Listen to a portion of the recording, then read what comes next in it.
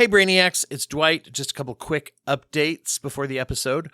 Our book club, where we will be reviewing the book A Stream to Follow, a historical fiction about World War II veterans and PTSD, particularly one Army medic who comes back to deal with the repercussions of that, by Dr. Jess Wright.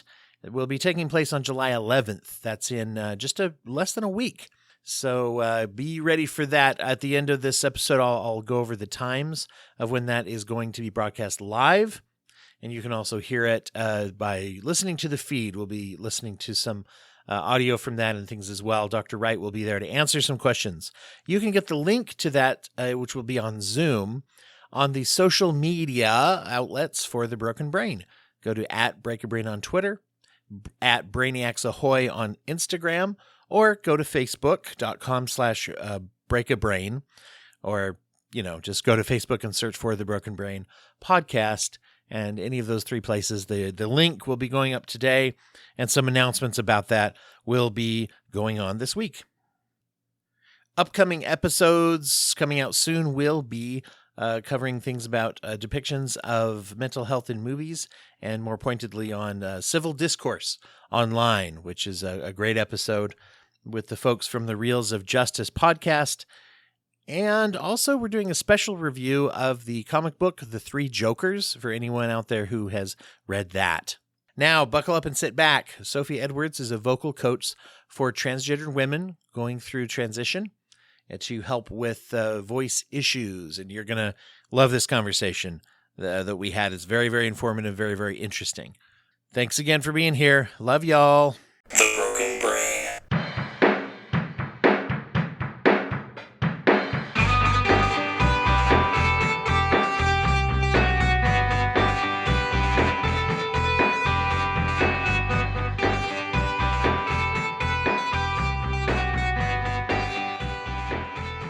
Recording in progress. All right, we are back into the program. We were in the program before, and we're going to be in it again, but right now we're in it. I'm going to go ahead and probably redo that introduction, but you don't need to worry about that, Sophie. That's not your problem, especially if I don't remember. Actually, really excited to be talking to you today. Sophie Edwards is my guest. And Hi. I did that without looking down at the calendar, and I remembered the accurate name for the person who I'm talking to. Congratulations. I didn't say next I'm week's so guest or proud of you, something. Dwight. Oh, thanks. That's a good start. It's a good start for all of us. I was fascinated to see some of the stuff that you were talking about on Twitter, and you end up meeting a lot of people through Twitter that you work with. You were just telling me through I sure do. activity on social media. It built upon something that I knew about, but I didn't know about probably as soon as I should have known about, and that I think a lot of people don't know about or don't talk about anyway, which is vocal work and vocal coaching for transgender individuals who are going through any kind of a gender confirmation or gender transition process, depending on whatever title that each person likes to call their own process. The importance of voice and the importance of going through that and how that attaches to an affirming or a rejection of our own identity of who we are as a person, and also the amount to which people don't often think about that even in their own lives. So welcome to the show. Thank you, Dwight. I'm happy to be here. Tell everybody a little bit about who you are and what you do, first of all. Sure. And where you come from in the world. So I'm Sophie. I live in Ontario, Canada, near Toronto, and I am a trans feminine voice coach. I only work with trans women and trans feminine non-binary people because trans masculine folks, trans men, it's a very different sort of approach. I might get certified in doing that in the future. I might learn how to do that, but right now I don't know how. And so I only work with trans women, and I help them find a voice that they feel happy with. How did you get into working with vocal stuff? It was quite quite by accident, in fact. So I run another business as well. I do SEO. For those who don't know, I build websites and I get them to the top of Google, so the people who own that website get more phone calls. And one of my clients was a speech therapist, still is one of my clients, is a speech therapist. And I never met her in person. I met her through another person that I met at a conference in Philly. So the speech therapist lives in DC. I've never been to DC, but we connected anyway. And I went through the process of, convincing her that I could help her with her SEO. And then we talked about what she wants on her website. And she's like, oh, I want a page for stuttering, a page for this, that, the other, whatever. And she says, I also want a page for transgender voice therapy. And I was like, oh, that's kind of cool. And then she started explaining trans people to me and explaining like how transition works and like why people would need voice training. And I'm thinking like, why is she telling me this stuff?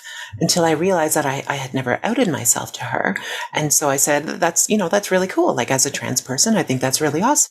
And she flipped out. She's like, oh my God, what? You're trans? Your voice is perfect. How did you do that? Oh my God, losing her mind. Right. And so fast forward about a year or so, and we did a pretty good job for her from an SEO perspective, got her, frankly, more business than she could handle. So she calls me one day and she says, I can't handle all my new business, and I need you to start training my trans clients to do the voice coaching with them. And I was like, I don't know how to do that. And she's like, yes, you do. You just don't know that you know how to do it. You're doing it already. Let me teach you how to know what you already intuitively know. And then you can start working with my clients. And I'm the type to just kind of like say yes and then figure it out. And so I did. And now it's a pretty nice little business for me. Wow. It's a very needed thing. People don't talk about or think about the fact that when people are going through a transition, there isn't a treatment for voice. It's not like there's not a hormonal or surgical or at least, nothing that just affects the voice. Now, correct me if I'm wrong, but I don't think there is anything that automatically does that. So for trans women and trans feminine non-binary folks, there are surgeries. Okay. They are fairly expensive and fairly new. I don't really know a whole lot about them, so I don't want to like talk too much about them because I don't fully understand them, but I do know that they're expensive. And not everyone's not everyone's insurance will cover them. And so for trans men, their voice automatically deepens when they take testosterone. Some of them still do need voice training, but it's a very different beast. But unfortunately, estrogen does not reverse that process. Okay. And so if you're a trans woman and you're transitioning after you've gone through testosterone driven puberty, it is what it is. The effect has happened and it doesn't reverse. Mm-hmm. So that's where voice training on one hand, and then surgeries if you want to do that on the other end come in. That's interesting, and I wasn't aware of that. Now that you mention it with the estrogen and testosterone thing, that's very interesting, and of course that does make sense. I guess I did know that from a standpoint of people going through a vocal change in adolescence. So I guess that's true. I hadn't applied that. And then the surgical part, that's new. I wasn't aware that exists, but obviously that's a newer thing. And either way, though, it's a whole point that people don't. I've never really heard anyone who's not trans talk about it. And I learned from trans people that I met, clients of mine and people that and the very first time, I do remember back the first time years ago, someone said to me, yeah, but then the voice, of course. And I was like, oh, of course. Those were my next thoughts were, oh, of course. But I hadn't thought about the difficulty of doing that and of working with voice. So, speaking as someone who does what I do with the podcasting, and as I've worked with people and helping them with their podcast and then shifting in, I know how people get about their own voice. The first reaction people often have when they listen to recordings of themselves is, I don't like my voice. That's what most people say. Yeah. A lot of my clients will be like, "Oh, should I like record my voice and listen to it?" I'm like, "No, you should not, because you're going to hate it.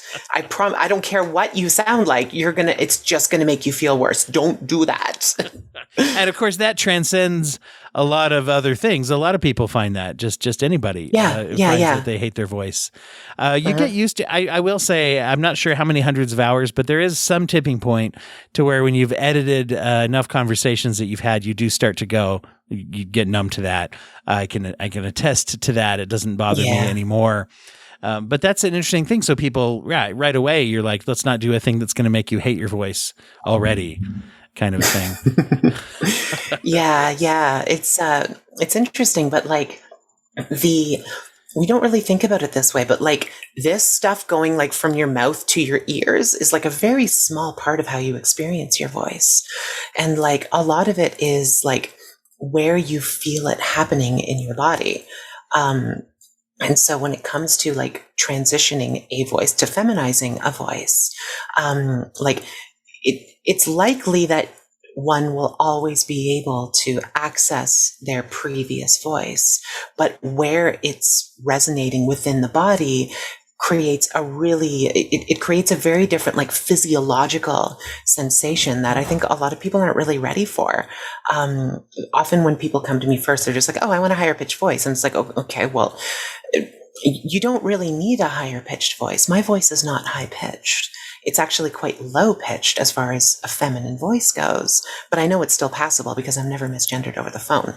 And so like it's very much where in your body your voice is resonating. That makes the big difference. Well, that's really interesting, because I think usually when you think of it in terms of if you think in just very, very simplistic terms of a man or a male assigned at birth trying to do a feminine voice, I think the conception that usually brings about is it sounds silly.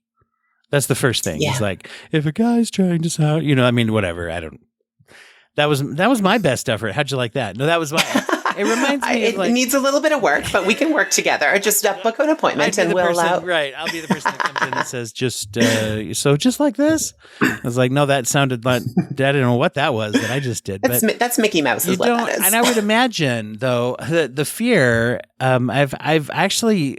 One of the best ways I heard it described once was someone said, "I don't want to sound like one of the Monty Python guys in a comedy sketch when they would put on a wig or and whatever." Yeah. And it's funny in a way to think about that. But on the other hand, it's like, it's not so funny if I think, well, this is my life and how I'm relating to people, and how am I going to be treated, and how do I want to be perceived and perceive myself? I think there's a lot that goes into our voice that if we've never had, like so many things with maybe a cis privilege kind of experiences, never having to have thought about that. Now, absolutely. Now, I won't say that extends to everyone, because I've known a lot of people who are cis and they have vocal issues in their life where it's like, oh, I've even known boys who growing up their voice deepened very, very early, and they felt shamed by their peers, which you usually think, oh, well, deep voice, you're a guy, and it's like, but if it happens too young, even in a cis male, that can cause those feelings, right? And then, of course, I've known lots of women who have vocal pitch issues with how they're accepted by people. And so we already have a lot of this experience of voice attaching to the way we view ourselves, right? And our own self-esteem. Yeah. And it's funny because like, there's two things I want to touch on there. It's like the idea of pitch is so funny to me because, like, if you think of, you've seen Who Framed Roger Rabbit, right? Yes. Yeah. Yes. And Jessica Rabbit, like the sexiest cartoon character who has ever lived, has a very deep, low-pitched voice. Doesn't make her any less sexy. In fact, it makes her more sexy. So there's this perception that like the higher your pitch is, the more feminine your voice is. But that's not true, because if that were the case, then every trans woman would just walk around with a voice like this and we would all be perfectly passable. But I don't sound like a woman. I sound like a cartoon character. And that's what like what you were saying earlier, that like a lot of trans women, when they first start vocal training, they'll express to me like, oh, I don't want to sound fake. I don't want to sound weird. And it's a totally understandable concern. Absolutely. But there's a very big difference between my voice sounds fake and my voice feels unusual to me at first. And that mostly just has to do with habit, right? So when I first, I don't know when, I don't know when you finish puberty round 1, let's say 18. So I had my previous voice, and I spoke with that voice for 14 years until I decided that this whole man thing wasn't really working out for me. And so at that point, I had 14 years of neural pathways in my mind that every time I opened my mouth to speak, this is the voice that would come out, and it would be completely normal. And so after I decided that this voice didn't really suit this face anymore, no shame to trans women who cannot or will not change their voices for whatever reason. That is a personal decision. For me, this made me feel better to find this voice. But when I first started using this voice, it felt strange. And that kind of goes back to the like physiological experience of a voice. When I speak down here, I can feel it resonating in my chest, right? Like I can feel the vibration down here. And it's a very, very different bodily experience than when I'm speaking up here, which is where I feel it more kind of like in the front of my face and in my cheeks and stuff like that. So it's a different experience to get used to. But if you're not used to it, you can, at first you might be like, oh my God, I sound fake. I sound weird. I'm just going to go back to the way I used to speak because at least it's comfortable. But if you can push through that initial, this feels weird sort of phase, you can really find a voice that suits you really well. It's fascinating as you say that. The phrase that popped in my head was imposter syndrome. Like that's talked a lot about 100%. nowadays, right? Is that psychological dynamic of self-doubt of like, is this really me? I know they hired me for this gig, but can I really do it? Do they know? Are they going to find out that I'm a fraud? Kind of a thing. And it's interesting when you're talking about that sensation of doing it. It's kind of like it's the doing it on purpose feeling.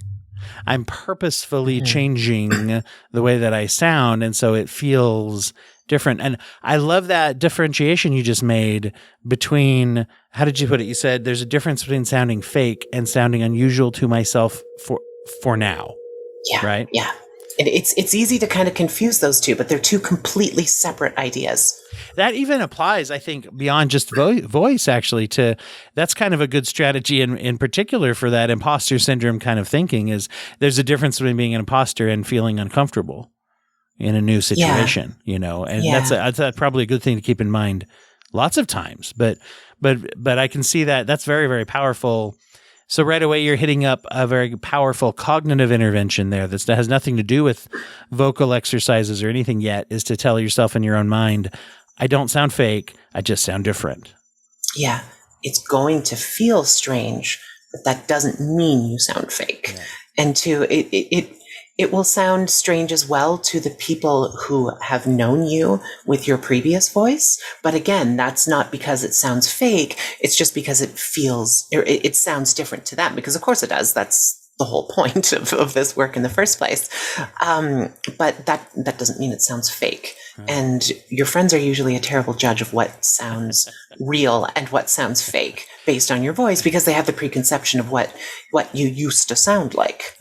Is there, one of the things that I wonder if there's a difference here we talk about trying to kind of sound feminine, like if I'm trying to shoot towards some weird kind of cartoony voice thing that I think, in a way, it reminded me of if someone's trying to do an impression, if someone's trying to do like a an impression of a celebrity or something, they hit certain things that they think sound like the way. There's a target in mind that is already formed. But what you're talking about, a new like vocal pattern of speech, like finding a new voice, you don't probably know that yet. I mean, to say, oh, I got to sound like this, it's like, I don't know yet what that sounds like really. What does my new voice sound like? And that's a big part of the exploration too, because I mean, one of the first things I ask the girls that I work with is like, is there someone you want to sound like? And sometimes they're like, I don't care what I sound like. I'm just tired of being misgendered. Cool, no problem. And other girls are like, oh, I want to sound like this person, that person. Jessica Rabbit, for example. Yep, for sure. One of my vocal idols. And for some, it's like, well, that's not really realistic, but we'll do our best to get you, in that direction, closer to that than you are now. And in other cases, it's quite realistic. Trans women are probably never going to sound like a high-pitched Disney princess. It's just not in the cards. But that doesn't mean you can't still create a passively feminine sounding voice. I guess that bumps right into something a lot of people encounter with this process, right? Is the realism, or because there is a goal of what I want to feel inside. It's kind of predominant over this. When we talk about a dysphoria, triggers for gender dysphoria, it's like, well, I hope that would go away by correcting the way that I'm able to portray or live my life. At least I know when I work with people, right, that they have a lot of that kind of adjusting to say, I have what I see myself in my mind's eye, right? I have what other people have been telling me my whole life. And now I'm going to, I can't go from like one to the other. I'm going from one to a new third, hopefully something that is more me discovering me, who I am going to be, instead of just maybe who I think maybe I'll look like or feel like or sound like. Right. And it is a bit of a blind path sometimes, because you're not, like you said, there is no specific end goal in mind that you can really map out to say, okay, well, when I talk about impressions, that's actually a great reference point, because I don't know, if you want to do an impression of, I don't know, Yoda, then it's like, okay, I'll just watch Empire Strikes Back and I'll be like, okay, well, that's what Yoda sounds like. So I can like try to figure out how to sound like that. But in this process, my goal is not necessarily to get specific results. I can't guarantee results, of course, because, everyone's different. What's going on in here and what's going on in here, and its ability to control what's going on in here. Everyone's different. But by helping people to get greater control over their voice, they can then find something that suits them more within that process. So that's a really good point, that it's not quite as crystal clear as, from point A to point B, but where we get is usually significantly better than where we started.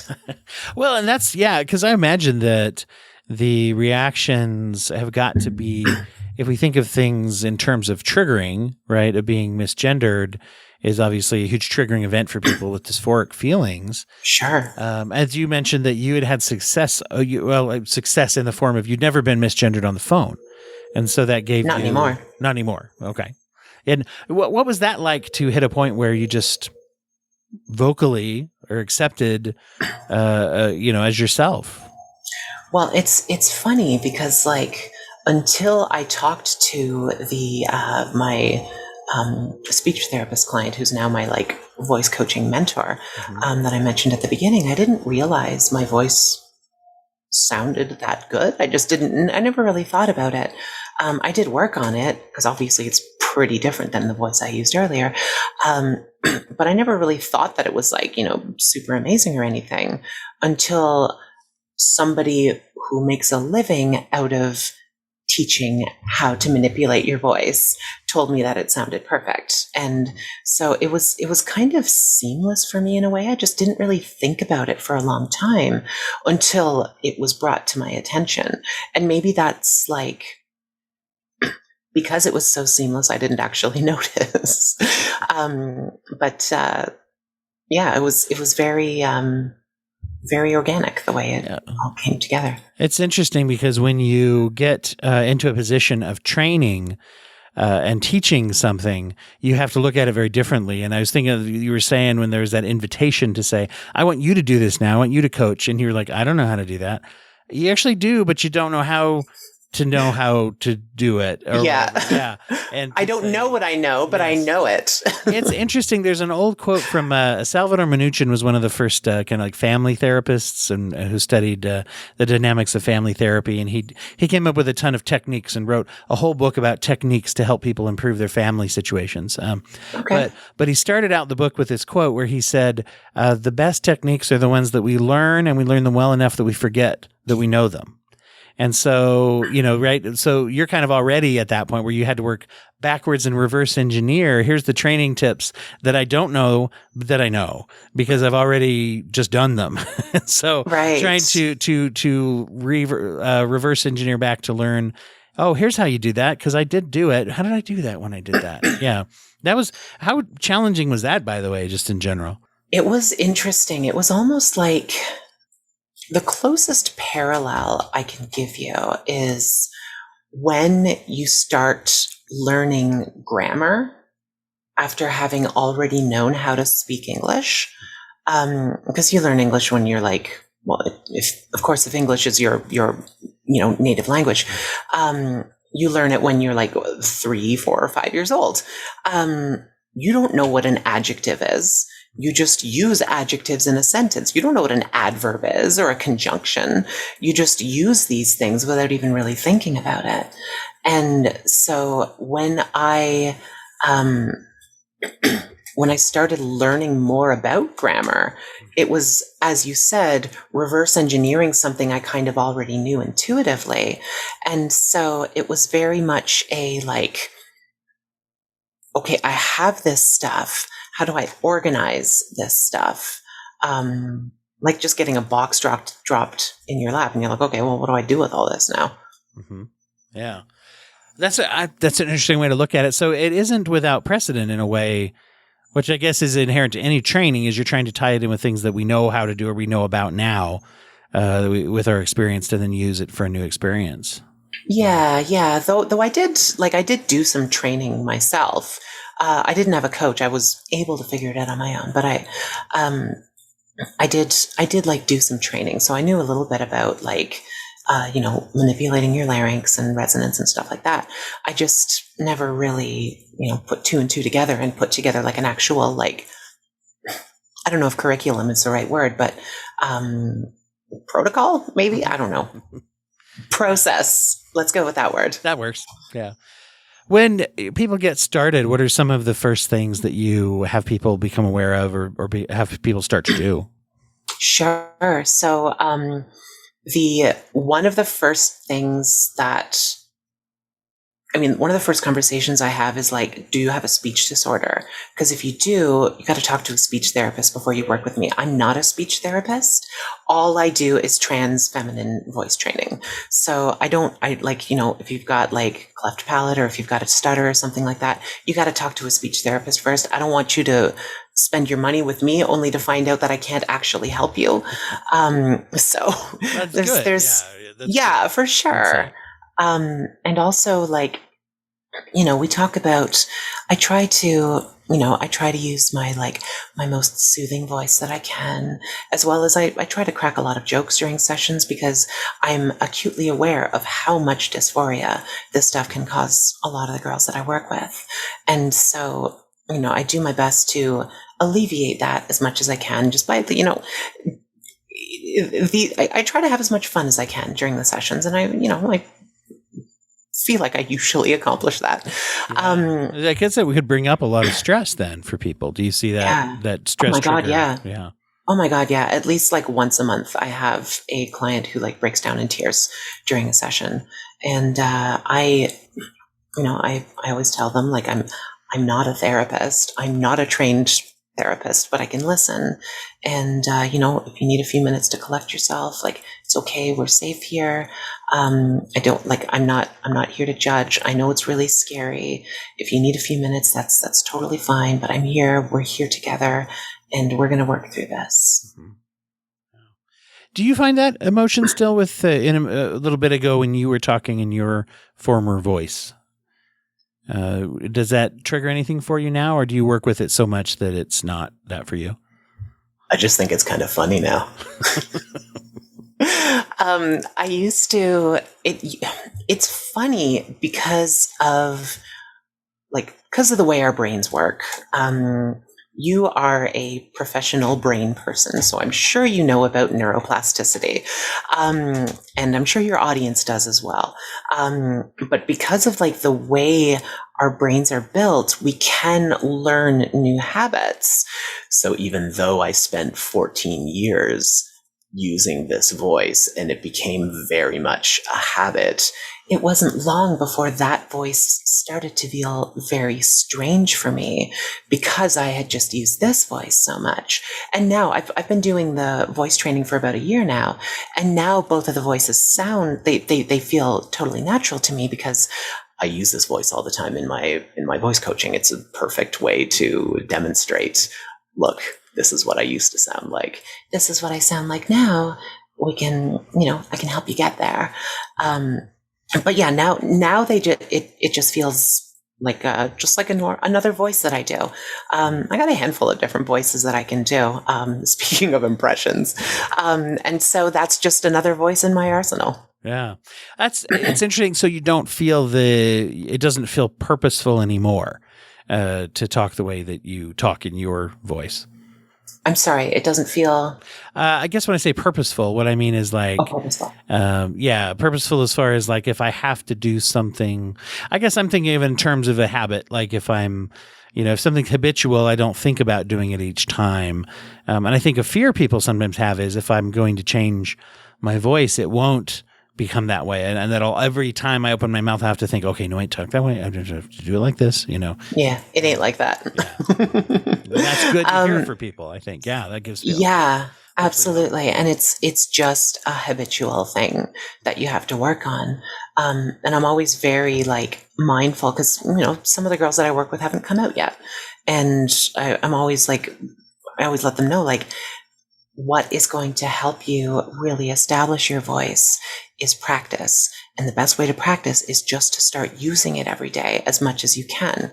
And so until you have actually, until you've actually come out, it's unlikely that you'll be able to establish this new voice as a habit, but that's okay. We'll teach you the technical things that you need to learn to create that voice. And then once you're ready, you can start building it as a proper habit. What are some of the biggest challenges for people when they are doing it? Honestly, it's that mental hurdle of, oh my God, I sound so fake. Oh my God, I sound terrible. I'm going to sound terrible forever. Oh my God, I'm never going to pass as a woman. And that's you just spiral from there. And it's just not true. Again, I don't guarantee results. Everyone's results are different, but other than, like I said, people who have speech, a speech disorder, or they've had a really serious injury to their mouth or throat or lungs or whatever. I can usually get them significantly better than when they came to me. And it's funny because a lot of the girls, some of the girls I work with are everyone's different, right? Some are still in the closet and still trying to figure themselves out. And others have been out for longer than I have. And so for those who are kind of on the latter scale, it's interesting because in some ways it harkens back to their earliest days of coming out when they're I'm comfortable. I pass every day in my day-to-day life, except for my voice. And then starting to change their voice starts to cause them some anxiety. And so I just talked to them and I said, think back to the very first time you walked out the door in a dress. And I know it was probably a long time for you, a long time ago at this point.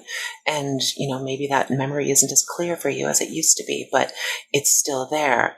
Think of how nerve-wracking that was and how stressful it was. And yet you did it and you're still here. And in many ways, learning to change your voice is a very similar experience in that it's oh my God, I'm changing a fundamental element of the way I present myself to the world. And so it's one of those things where you just have to do it. at the end of the day, right? Like, I remember the first time I walked out the door in a dress. I stood there with my hand on the doorknob for like 15, 20 minutes, heart pounding against my chest, psyching myself up, freaking myself out, until I eventually just said, screw it, this is happening. And I walked out the door. And of course, absolutely nothing happened other than I went for a walk. But, of course, your results may vary.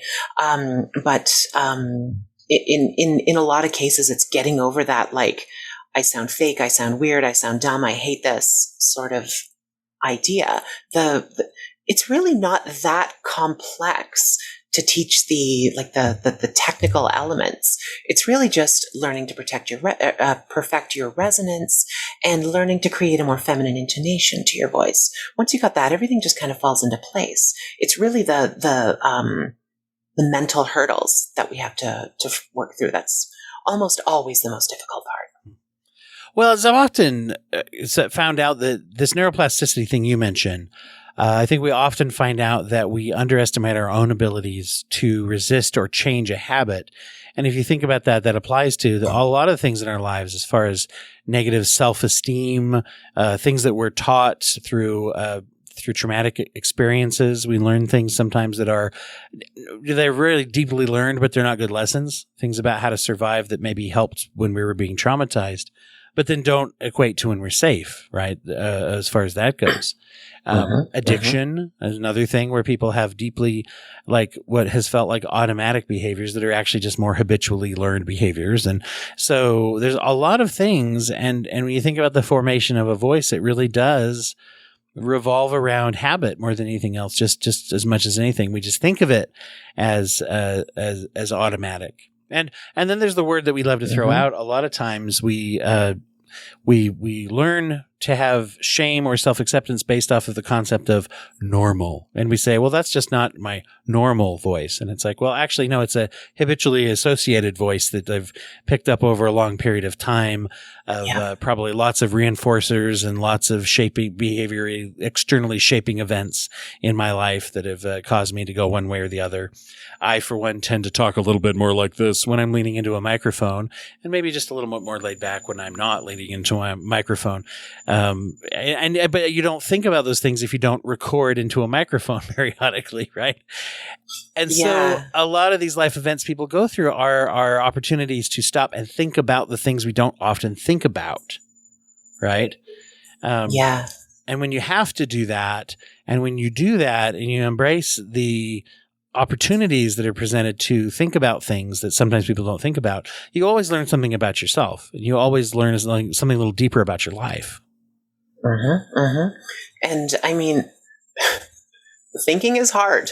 It's tiring and it's hard work, and it is in many ways something that is a bit of a privilege to be able to sit back and, ponder various things. Like, a lot of people are working 2 or 3 jobs to survive. They don't have the luxury of sitting around thinking about, oh, is my voice perfect? Oh, what's my gender? Stuff like that. That's not to say that those are not worth thinking about, or that people ought not to think about them, or that, people who are highly stressed and under very extreme circumstances shouldn't think about them. It's just not always easy to do so.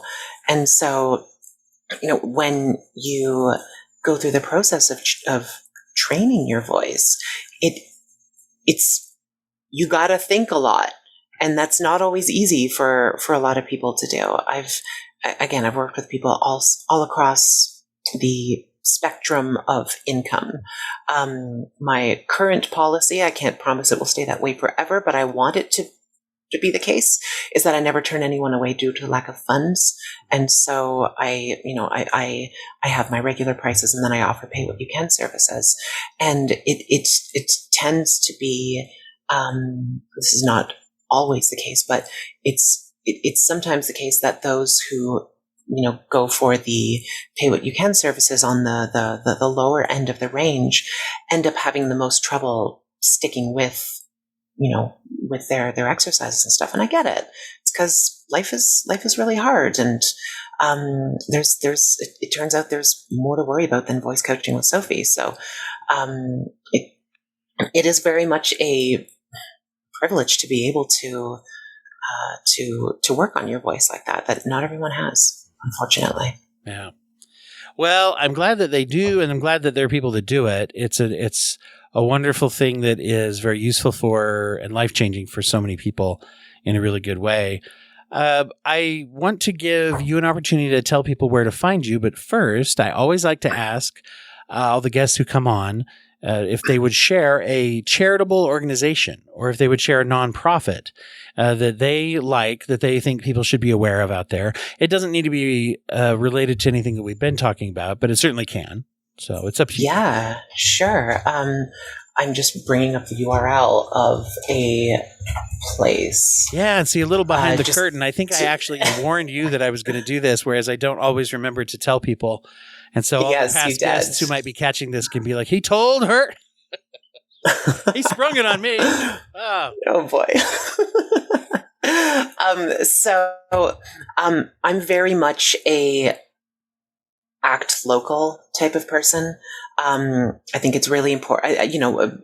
Broader perspectives I think are really important, but in terms of the work that I do, I try to focus more on my community. And so I live in a city called London, Ontario, and there is a great organization here called Urban Roots. So basically their story is they acquired some land that there's nothing on the land. It was zoned commercial, but it's kind of a crappy location for to build commercial properties on, but there's nothing wrong with the land itself. So they acquired this land and they turned it into an urban farm. And it's a pretty decent sized little farm. It's almost entirely volunteer run, and they essentially sell enough food to cover their costs and they give the rest away. And so it's a really cool organization to make sure that fresh, nutritious, healthy food gets into the hands of the people who need it here in this city. And there's a pretty big, very cool. Yeah.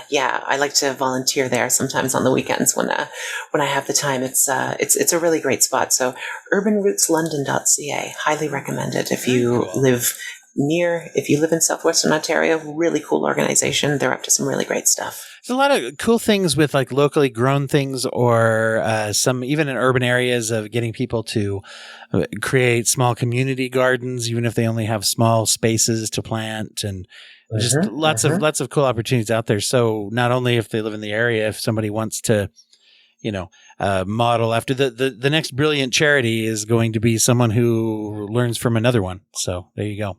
Good. Probably. Thank you for sharing that.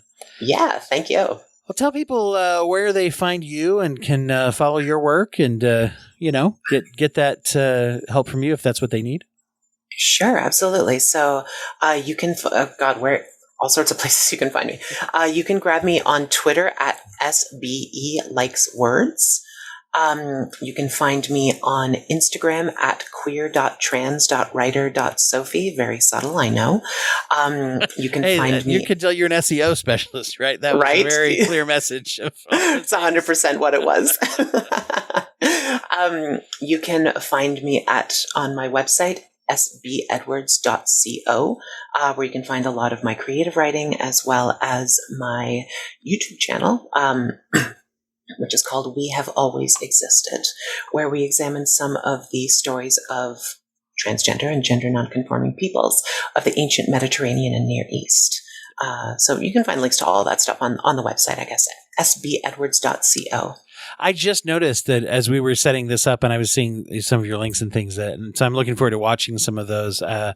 There's a TK who is the host of the For the Love of History podcast has come on before, and she on her Instagram does some mention of that recently. We're talking about trans individuals in history and how obviously a lot of erasure that's happened for gay and lesbian and trans and people of color, from history in general. Yeah. But it's always fascinating to me to look and say, oh, wow. And one thing I've learned from her, which she's come on my program and also when I've listened to her podcast, is that that resounding feeling of oh yeah, people were like people back then too.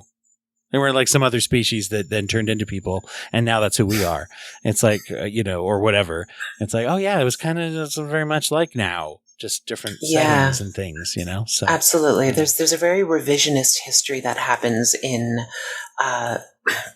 like queer erasure throughout history, and it's not just the case with trans people. It's the case with cis, gay, and lesbians as well, and bisexual folks, even though they wouldn't have called themselves that back then. But it's the same thing, really. There's a lot of erasure that happens through actually, that's the first video on my channel goes quite a bit into that, into like bawdlerization, where like just blatantly changing things that were written, actual destruction of ancient artifacts that they found that had like, a pair of boobies on it or something. Things where there's the people in history as, they were just friends. But we've always been there if you care to look. Oh. Well, thank you so much again. And everybody out there, thank you for listening today. You can, of course, follow along at Break a Brain on Twitter to keep up with what's going on with the show. You can also hit Instagram. Our Instagram tag is Brainiacs Ahoy on Instagram as well. It's pretty new, so there's not as much things up there. We'll be putting some clips and things up there as well. Hit us up at the Patreon, brokenbrain.com. I'm sorry, that's patreon.com/brokenbrain.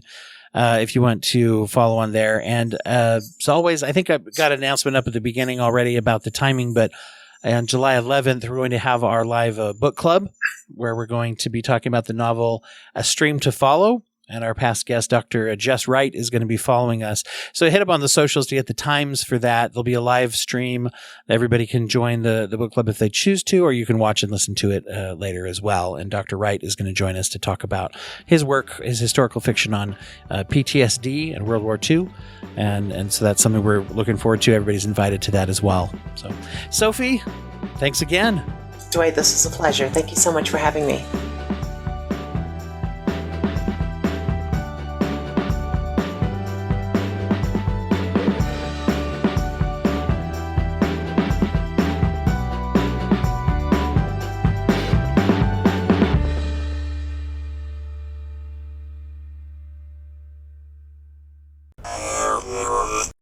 Thank you for listening to the Court Arts Podcast Network. To listen to more Court Arts shows, visit courtemparts.com.